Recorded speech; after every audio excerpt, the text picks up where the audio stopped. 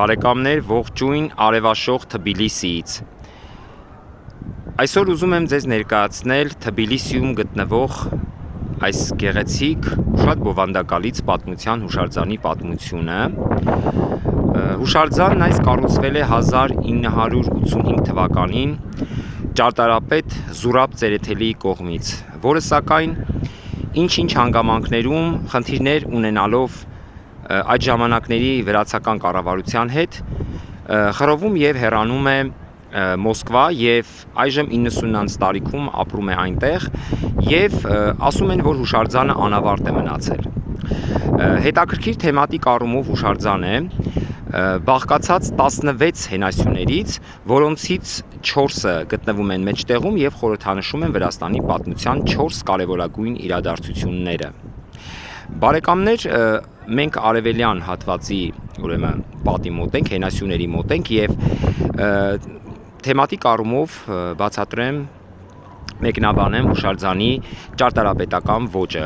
Ներքևի հատվածում կամ պայմանական առաջին հատվածում կան Հիսուս Քրիստոսի հետ կապված տեսարաններ, խորհրդավոր ընթրիքի տեսարանը, աղոթքը Գեթսեմանի տաճարում, Քրիստոսի ծնունդը, նվիրաբերելը տաճարին, ապա Քրիստոսի խաչելությունը, Մարիամ Մագդաղենացու ողբը Քրիստոսի ուրեմն աջունի մոտ, նրա ընկերների հավաքը, մոգերի այցելությունը Քրիստոսին, տարբեր հետաքրքիր թեմատիկ եւ շատ հետաքրքիր ուրեմն բովանդակալից քանդակներ են։ Ասեմ, որ հուշարձանը ամբողջական երկաթե ձուլվածք է եւ առաջին հայացքից տպավորություն է, որ այն քարից է, սակայն իրականում ճարտարապետական այս հուշարձանը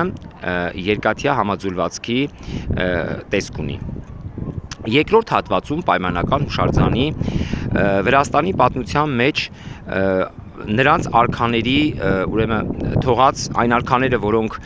հետք ու ձեռագիր են թողել Վրաստանի պատմության մեջ, այդ արքաների քանդակներն են։ Իսկ վերևի հատվածում վրացական մշակույթի տարրեր, Վրաստանի մշակույթը ներկայացնող հետաքրքիր ու շատ գեղեցիկ զարդաքանդակներ են։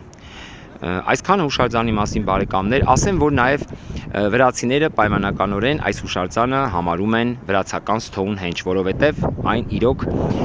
շատ հետաքրքիր է։